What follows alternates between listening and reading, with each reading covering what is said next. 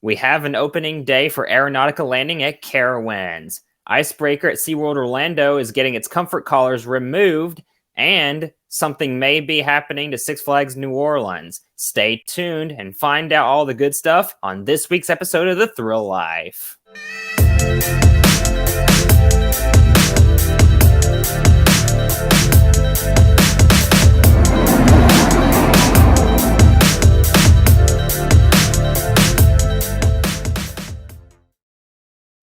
What's up, guys? It is Coasters and Things here today, back again with another episode of The Thrill Life. I'm joined once again by Beyond the Thrills. What's going on, Jason? How you doing today, man? Doing good. Episode 17. Yeah, pretty crazy. Again, thanks everybody for the support thus far. We've had a good time doing this podcast and plan to continue doing it throughout the 2023 theme park season, as long as we have enough to talk about. Because I'm not gonna lie, there's been a couple weeks where we've struggled, and this week is one of them where we really didn't know what we should talk about because there wasn't anything major announced. Like when we started the podcast back in, what was it, October?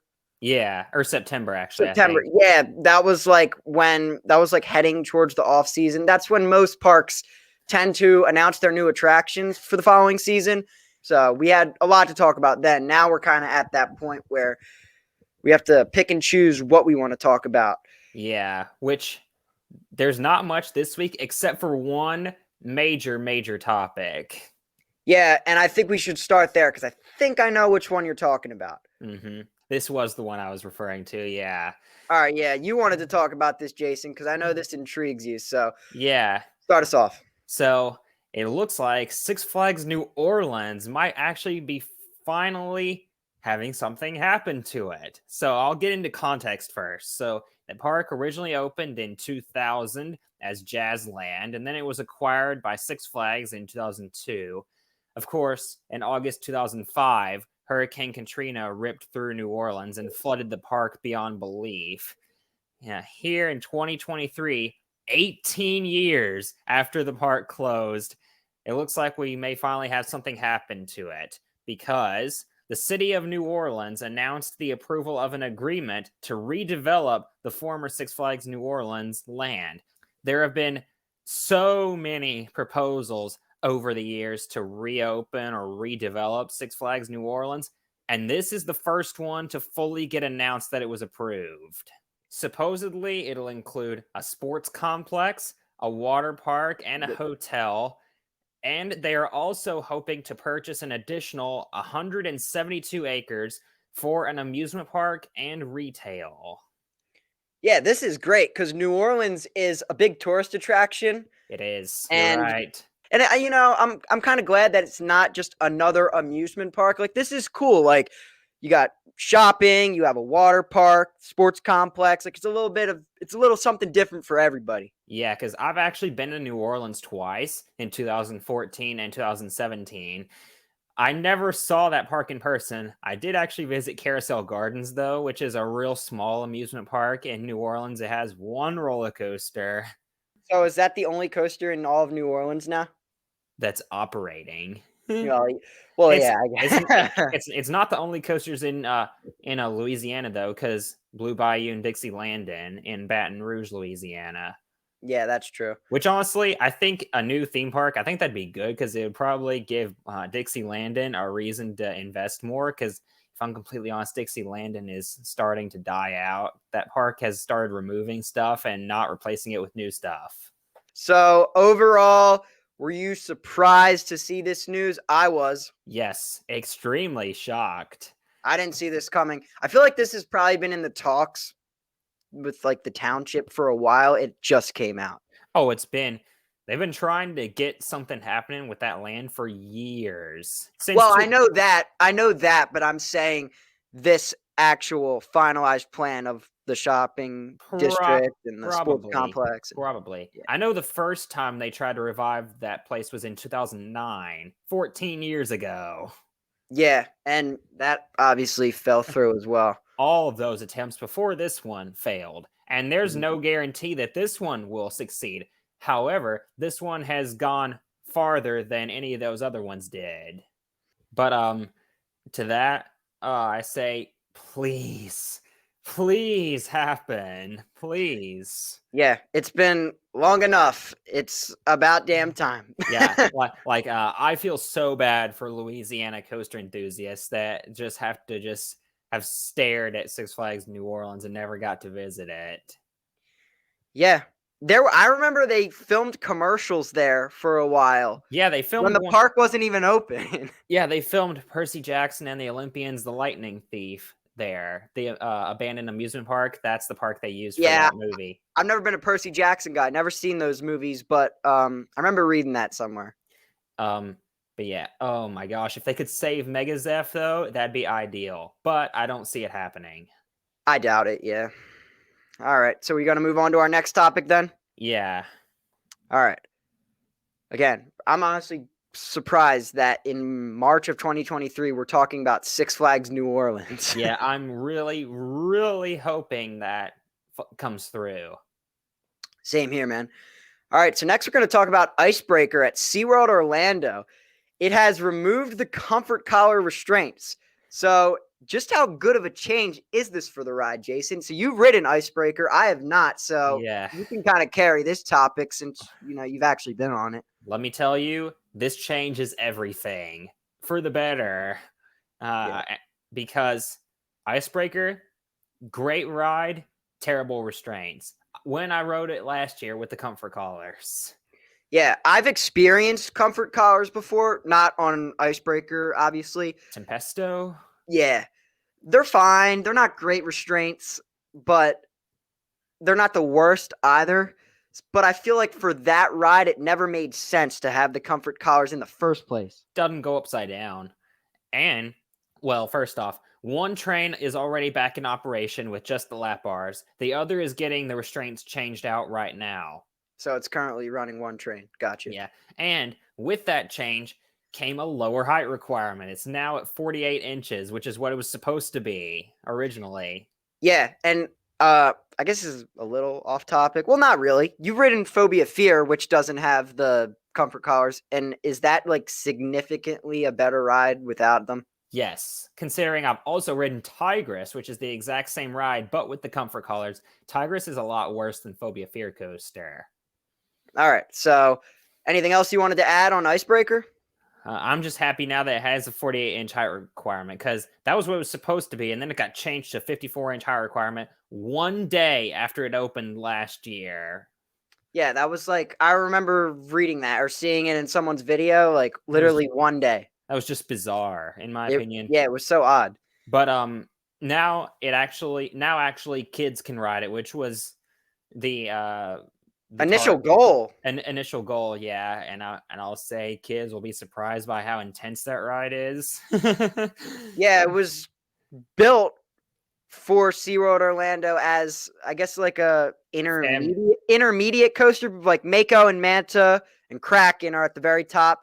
Then their I guess mindset was Icebreaker to be dead in the middle, and then Journey to Atlantis, and then Super Grover. Yeah. Which I'll say I like Icebreaker more than Kraken, and I've heard that. I've heard that. Just because Kraken's really rattly now, right? it is really rough, yeah. But and honestly, now with the lap bars, I could like Icebreaker more than Manta, probably. Yeah, it looks like it packs a punch. I've always been very intrigued when it comes to vertical rollbacks, so I'm excited to ride Pantheon this summer. Yeah, And then I'd want to experience Icebreaker as well too, just to see what that's like. Even though it's not like a holding brake, you kind of just slowly roll back and then go down the launch track. I think it's cool. Yeah, SeaWorld Orlando in general is such a great park. Like, it gets overshadowed a lot by Disney and Universal. All right, so Lagoon has revealed the official logo for their long-awaited, and when I say long-awaited, I mean long-awaited indoor roller coaster Primordial. It's also confirmed that it will open this year. Yeah, finally. The logo, it looks like it has the eyes of like a bird of prey, like a falcon or a raptor or an eagle, you know? It reminds me of Talon's logo a little bit. Kind of, yeah. I think. So this is going to be a short topic. Yeah. So you like the logo? I like the logo. Yeah, I just Yeah, hope the I think it's cool for a small park. I hope the ride's good. It'll probably be the number 4 or 5 coaster at Lagoon out of 11. They have that many coasters? Oh my gosh. I Yeah, thought they had like 7 or 8. 11? they have 11 coasters. Wait, back up a second. So Cannibal, Colossus the Fire Dragon, Wicked, Wicked, right? Which is the Zyre. Zyre Tower, right? Yeah, Cannibal, Colossus the Fire Dragon, Wicked, Roller Coaster, the wooden coaster, Yeah, that one I knew. Spider, Bombora, the Bat, Puff the Little Fire Dragon, Jetstar 2, Wild Mouse, and Primordial. Wow. Wow. They have a solid lineup, actually. Yeah, yeah, 11. That actually is one of the largest collections of coasters on the western U.S. Yeah, no, And it definitely is. I and still don't think that Primordial has any chance to be the best coaster there. I think it could provide the best experience for all ages, though. potentially, yeah. If not, then probably Bombora. For us coaster enthusiasts, it'll be really hard to top Cannibal. I've said this so many times on this podcast that Cannibal is one of my most anticipated coasters. I think it looks awesome. Yeah, you rave about Cannibal a lot. Maybe a little too much. But Oh, yeah. I would like to go to Lagoon one day. I'm very curious to see, because we really haven't seen any pictures of what Primordial is going to be like other than the construction photos from outside. Yeah. The next closest park to Lagoon, I don't even know. Gosh, it might be Castles and Coasters in Arizona. That's not close. Yeah, they've got to be at least like, what, 3.5, 4 hours from each other, if that. Yeah, I know Silverwood is 6 hours away from Lagoon, 6 or 7.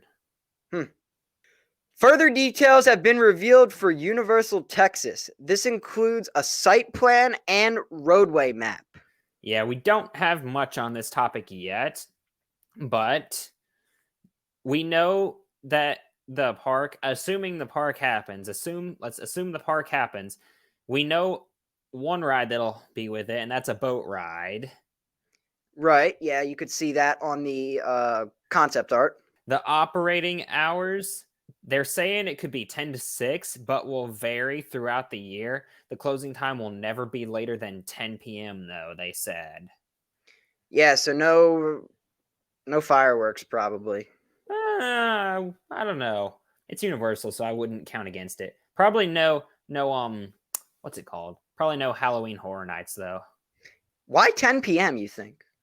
Is it located near neighborhoods? I mean, the rumor is that it's going to be a kids park and a family park. Okay. So Yeah, and that might be why. this will be the third Universal resort, if you even want to call it a resort, in the United States. Obviously, there's other Universal parks outside of the U.S.: Beijing, Singapore, Japan. My guess for when they open, my guess will probably be 2 roller coasters, either 2 family coasters or a family coaster and a kid coaster. For a family coaster, what do you have in mind? Are we talking something like Hagrid's or some way smaller than that? Probably not quite to the extent of Hagrid's. I'd go more along the lines of.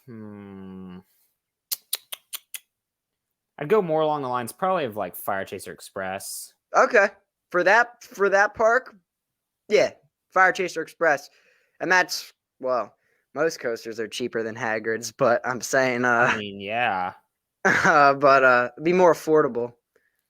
And for a kids coaster, I really hope it's not one of those stupid Zamperla kitty coasters. I doubt it. For a Universal park, I would at least assume a Zyre or a Vekoma. Yeah, because I know Universal Orlando has 2 Vekoma kitty coasters. Universal Hollywood has a Mock Rides kitty coaster, actually. I'd like to see a ride like Runaway Tram at Maury's Piers for this park. I think that'd be cool. That'd be good. One of those Zyre Force coasters, yeah. They're solid, yeah. Absolutely. Yeah, and they're smooth, really smooth. They are smooth, yeah. All right, so like we said at the beginning of the episode, we're kind of flying through a lot of these topics because the main one of this episode was really Six Flags New Orleans. Yeah. All right, so Carowinds has announced the opening date for all 5 attractions in their new section, Aeronautica Landing. Yeah, which I just went to Carowinds a week and a half ago. Did you see the construction for this? Yeah, you can see it from Afterburn. Is that where it's located in the park, like back Right. by Afterburn? Yeah, yep. Cool.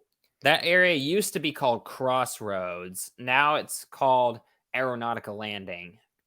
So, of the 5 new flat rides, are these all brand new or rethemes? 4 of them are new, 1 is a retheme. The bumper cars is a retheme? Yeah, yep. The Right. 4 new rides, and by the way, they're all Zamperla rides. They're all Zamperlas. They got the Zamperla package. I wonder if Luna Park had anything to do with this. Yeah, or Owa. That too, yeah. Or the Island Pigeon Forge. They got that Zamperla 5 ride package deal last year, remember? Yeah, I think that could start to become a recurring theme. I think parks could start doing this. Mm-hmm. But Carowinds of all parks, like this is the biggest park of all these places to purchase this package. Yeah, it's a little strange if I'm completely honest. But we got Air Racers, a Zamperla Air Race, Gear Spin, a Zamperla Nebula, Airwalker, a Zamperla Disco, Gyro Force, a Zampera Trabant or Trabant, Trabant. yeah, and Hover and Dodge, which is just the retheme and rename of their bumper cars. I think Gear Spin is a cool name. Gyro Spin, isn't that what it's called? Gyro Force. Gyro Force, thank you. I like that name actually. Yeah, that's a cool name. That'd honestly be a cool name for a coaster. Yeah, Gear Spin and Gyro Force are good names. Airwalker and Air Racer though aren't, if you ask me. Yeah, they're pretty generic. They sound like something that could be in like Planet Snoopy, if I'm completely honest. Yeah, which the disco, that's the same exact disco as the one at Dollywood, Dizzy Disc. Right. Do you like those rides? I've been on the one at Casino Pier. It's fine. I don't like those rides. They're rather mediocre, if I'm completely honest. Yeah, but it's a part of the package, so it's another ride that guests will go on, and I guess it's a good family ride if you really think about it. It's like a modern day like tugboat, or like I'm thinking like Peek-a-Bug at Sesame Place. You kind of know what I'm going with here. Yeah. It's that same kind of ride. And also included with this new land is a new restaurant and a game zone.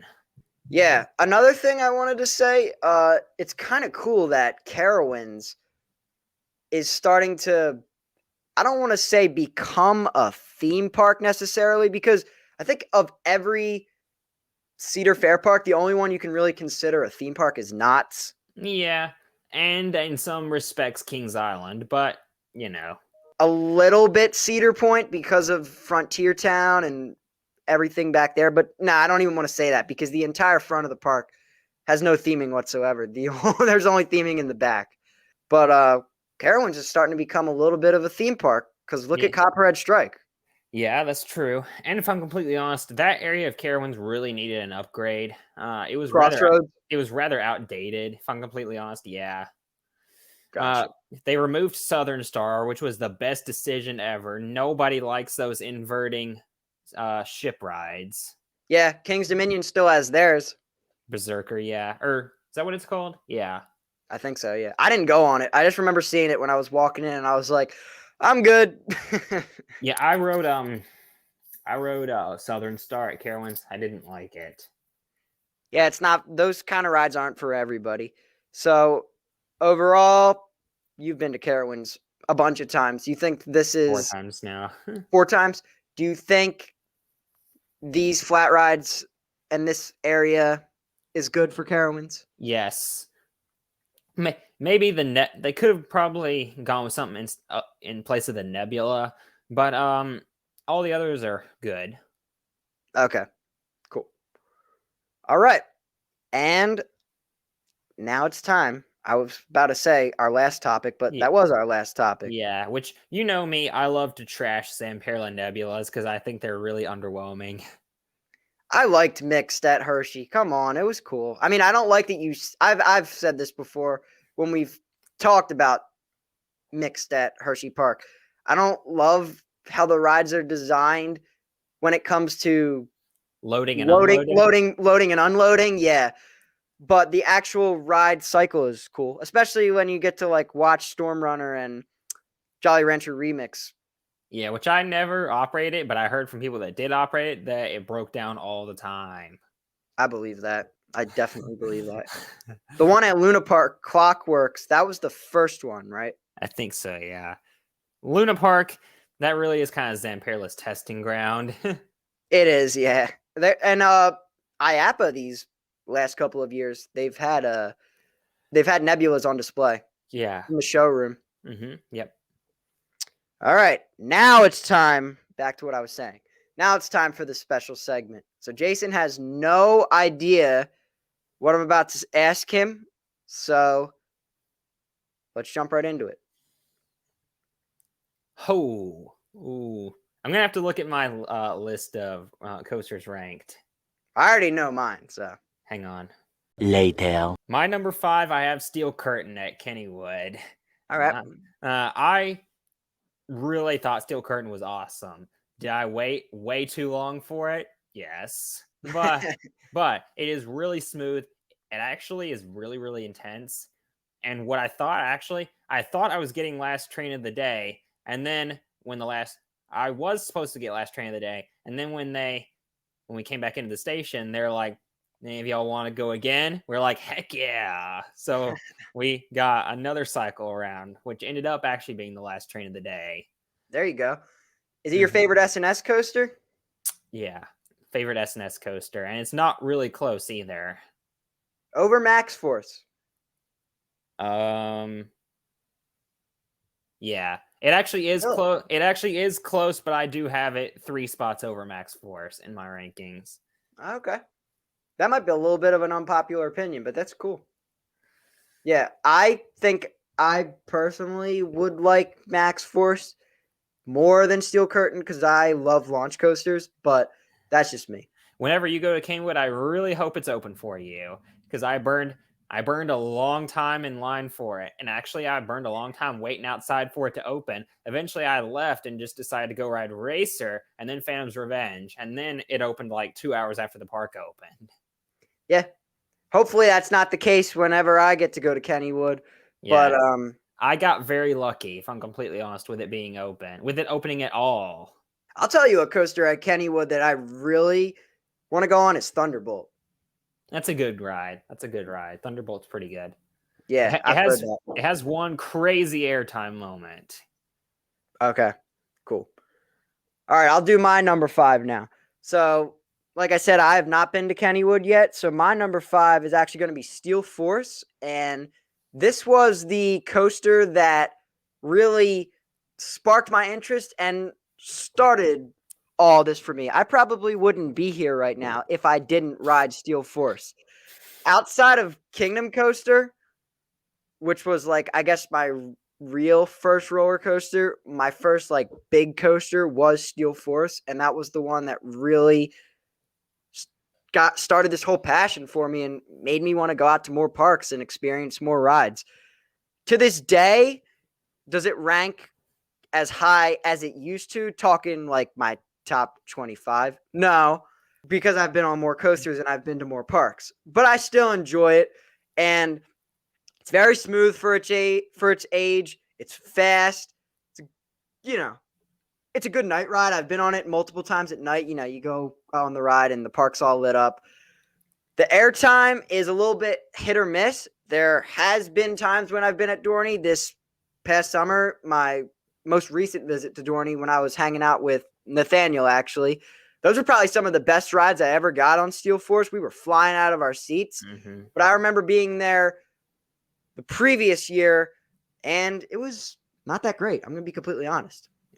One word, forceless, in my opinion. That I do disagree with, because when it is warmed up, it can be quite an adrenaline rush. I call it Steel Forceless because of the 5 hypercoasters in Pennsylvania, which that's crazy to think about, that Pennsylvania has 5 hypercoasters. Yeah. But of the 5 hypercoasters in Pennsylvania, Steel Force is definitely the weakest. the two at Hershey and the two at Kennywood are all infinitely superior hypercoasters.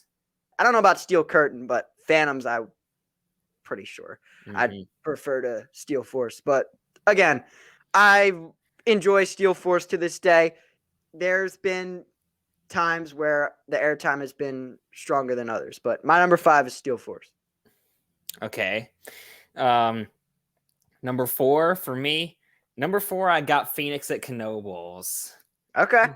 This ride is so great. Probably the best airtime, maybe outside of El Toro and Lightning Rod, that you'll get on a coaster. I'd probably agree with that. That ride does not feel safe. No, it doesn't. And it's really smooth. Those return hills, actually, not only does your butt fly up off the seat, your feet fly up off the floor too. Your whole body is in the air. I remember going on Phoenix for the first time with my dad, and he was like holding me down on those last airtime hills, like scared I was going to fly out because I was like bouncing up and down out of my seat. It's the return trip. I don't think there's a stronger return trip out there. Now, Air Force One may take the Yo, cake. have you seen the POV of it that Coaster Force released? It looks so powerful. Yeah. I know a lot of people were like, they literally just clicked autocomplete on Planet Coaster and just added bunny hills at the end. Nah, I think they did that for a reason because they know how strong airtime is on RMC coasters. Yeah, it's a quad down. Now, is it going to be better than Lightning Rod's quad down? No, I don't think so, but it'll still be powerful. Yeah. But Phoenix, man, how that ride passes inspection every year because, you know, obviously they have to inspect all the coasters in Pennsylvania every year. I don't know how it passes. I don't know how it's been open this long. Golden Ticket Award winner for Best Wooden Coaster. I think that's a little bit of a stretch, but I'd probably say it's top 5 or 6 wooden coasters in America. Are we? So we're not counting Lightning Rod anymore because that's not wood. Right, not counting Lightning Rod. I'd clearly put El Toro and Voyage over it. I'd probably put Outlaw Run over it too. Yeah, I have Outlaw Run over it. I have Boulder Dash over it, and I actually have Mystic Timbers over it. Oh, okay. I honestly feel like I'd prefer Thunderhead to Phoenix. It's close. Close? Okay. Mm-hmm.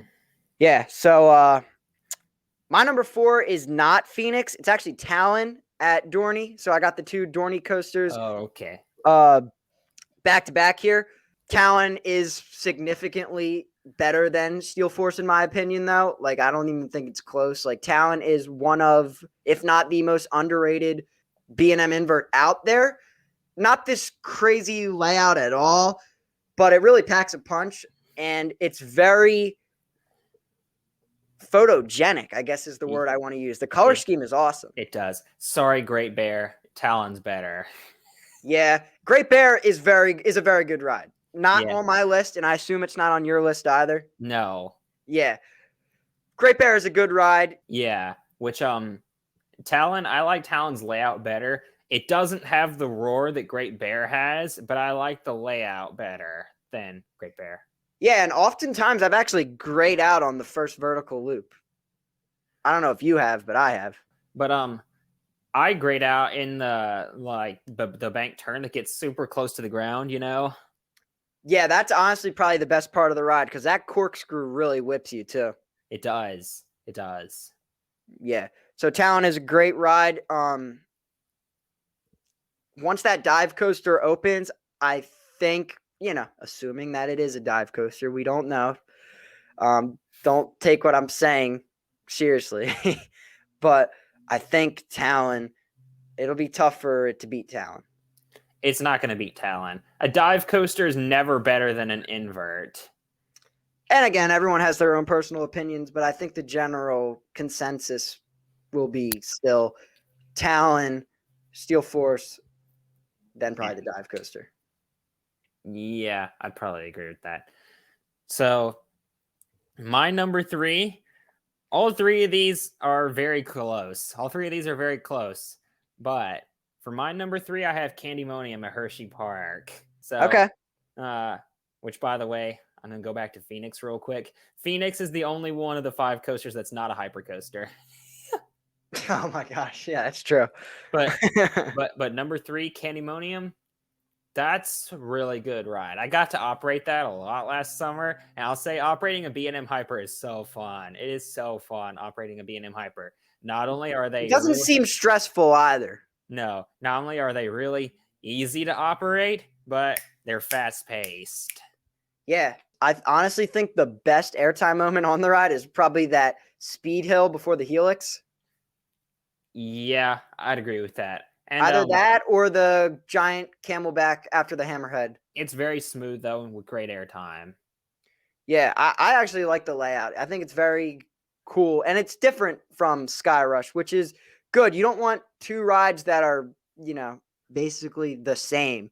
Sky Rush is more about the fast-paced transitions, and Candymonium is more about the airtime. Yeah, which I go back and forth between Candymonium and Mako for best B&M Hyper. Right now, they're literally back to back in my rankings. I have Mako at my number 16 and Candymonium at my number 17. I believe it. I believe it. All right, so what are we on? 3? My number 3 is Phoenix at Knoebels. I kind of already gave my thoughts on Yeah. Phoenix when you talked about it, so I'm just going to leave it at that, and we'll just move on to number 2. Okay. For number 2, these 2 are both so good. I think I know your answer, but about I'm not going to say it. about half of the people say one is the best in Pennsylvania, about half say the other is the best in Pennsylvania. But for me, at number 2, I have Sky Rush. Sky Rush is so intense. It is so freaking intense. And if you do hands up, well, your thighs are going to be dead by the end of the ride. Yeah. Before you worked at Hershey, did you understand what I had told you for the longest time about the restraints? Yes. Yep. You just have to, on that first drop, you have to hold the lap bar up, or else you're screwed for the whole ride. I made the mistake of doing hands up one time, and I was like, yeah, I'm never doing that again. That stapled me really hard. Yeah, just like it has the handlebars, just hold it up so it doesn't lock, because I think the bottom of the first drop is where it hits the most G forces. And I'll say the drop on Skyrush is insane, because it's like you're going down there, and it just all of a sudden yanks you down even farther. Yeah, it's so intense. It's probably in the top 5 for most intense roller coasters I've been on. Obviously, Intimidator 305's up there. Maverick, King Ka. I'd probably even argue Steel Vengeance, even though it is an RMC. That ride is intense in a different way. Hey, RMCs are intense. Stop it. In a different way than Intamin coasters, though. But yeah, it's probably top 5 or 6 for most intense coasters I've ridden. It is a little rattly, but if you can get past that, it's insanely intense. And even when you're stapled, you can still feel how strong the airtime is. I only rode it once this past summer, the same day that we hung out in July.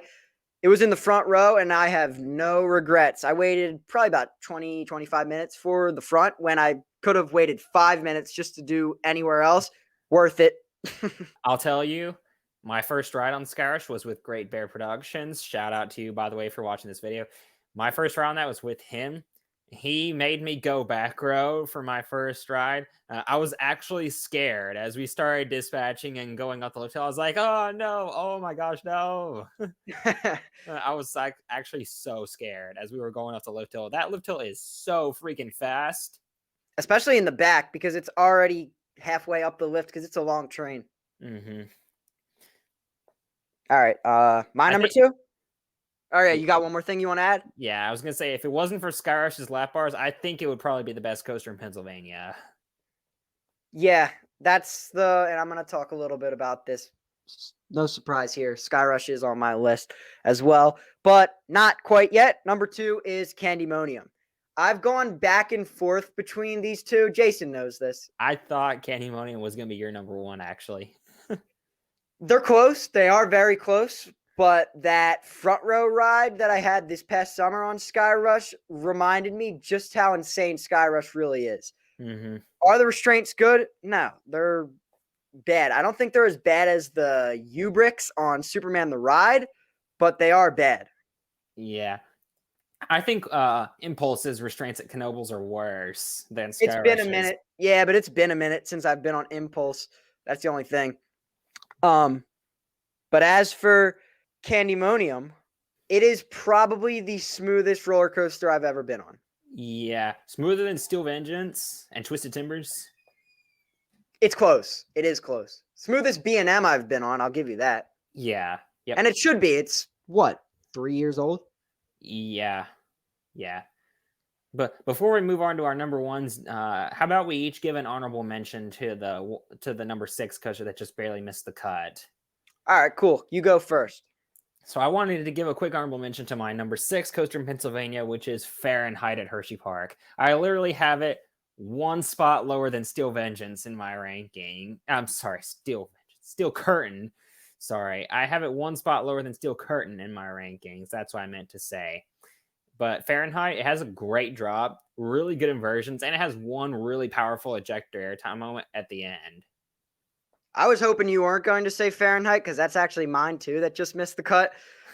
There was a point in time, and people that have followed my content and have been friends with me since the very beginning of Beyond the Thrills, since young Nick, squeaky voice Nick,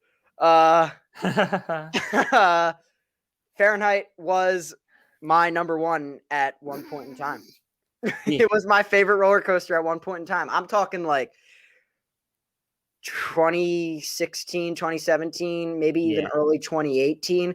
And then it was El Toro for a while, then I-305, now it's Maverick. But there are some coasters that I'm about to ride this next month that I think could potentially surpass Maverick for me.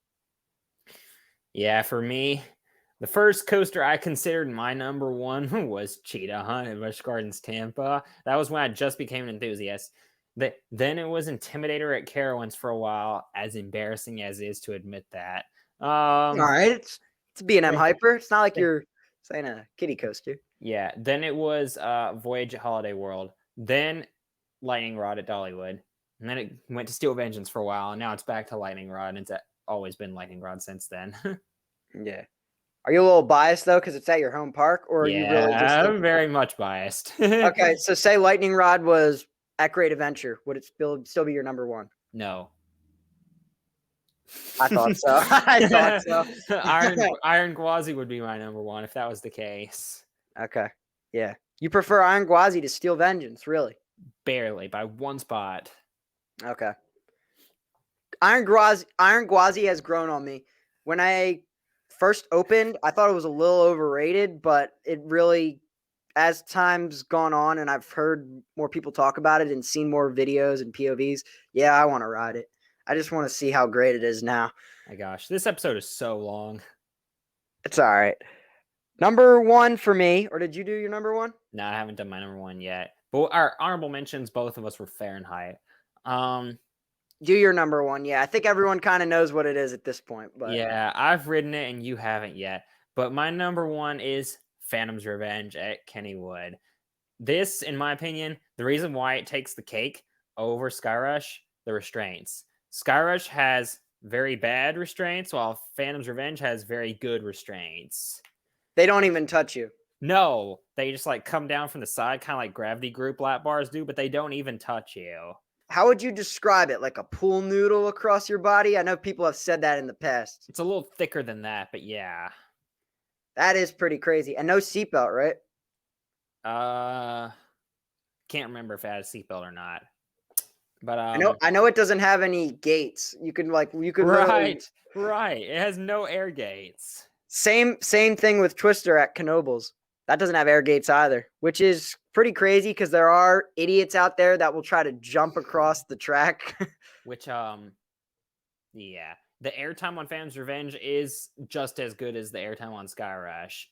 Like, holy crap, dude! You like get flung up out of your seat a lot.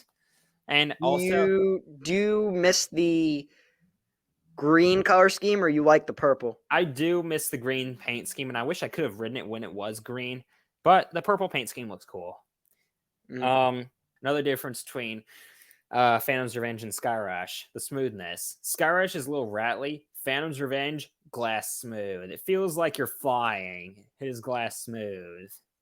Yeah, I've heard nothing but positive things about Phantom's Revenge. And I think once I do get to Kennywood, it could be my favorite coaster in Pennsylvania. Another one that I want to mention, which neither of us have been on. I know what you're going to say. Ravine Flyer 2. Yeah. I think Ravine Flyer 2 looks awesome. I want that coaster so bad.